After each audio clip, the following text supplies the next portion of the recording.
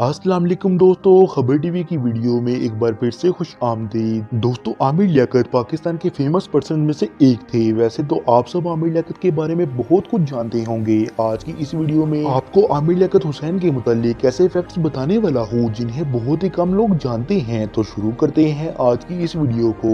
Number 1, family. दोस्तों, आमिर लियाकत के father का नाम शेख लियाकत हुसैन था। आपको जानकर हैरानी होगी कि इनके वालिद इंडिया के इलाके आगरा में पैदा हुए। वैसे तो इनका ताल्लुक इंडिया से था, लेकिन 1947 में जब पाकिस्तान आजाद हुआ तो इनके फादर पाकिस्तान आ गए और इसके अलावा वो एक पॉलिटिशियन भी थे जिनका ताल्लुक पीटीआई से था। आमिर लियाकत हुसैन की वालदा का नाम गौसिया महमूदा सुल्ताना है और इनके एक भाई हैं जिनका नाम इमरान लियाकत है। मोरोवर इनके 2 बच्चे हैं, एक बेटा जिसका नाम अहमद आमिर है और एक इनकी बेटी है जिसका नाम दुआ आमिर है। Number 2, religious minister. दोस्तों, आमिर से कई लोग ministry of religious affair government of Pakistan के बारे में तो जानते होंगे। ये पाकिस्तान का ऐसा अदारा है जो कि हज, उम्रा और जियारत किसी भी तरह के मजहबी मैटर, चाहे वो पाकिस्तान के अंदर हो या बाहर हो, उसे कंट्रोल करता है। वजारत मजहबी अमूर पाकिस्तान के सबसे पावरफुल डिपार्टमेंट में से एक है। लेकिन क्या आप जानते हैं कि आमिर लियाकत इस डिपार्टमेंट के मिनिस्टर रह चुके हैं? वेल, 2004 में जब परवेज मुशर्रफ पाकिस्तान के सदर थे तो Aamir Liaquat ministry of religious affair government of Pakistan के मिनिस्टर हुआ करते और उनकी इजाजत के बगैर कोई भी मजहबी उमूर नहीं हुआ करते। ये 3 साल तक इस इदारे के हेड रहे थे और फिर इनकी जगह मुफ्ती अब्दुल शकूर ने ले ली थी।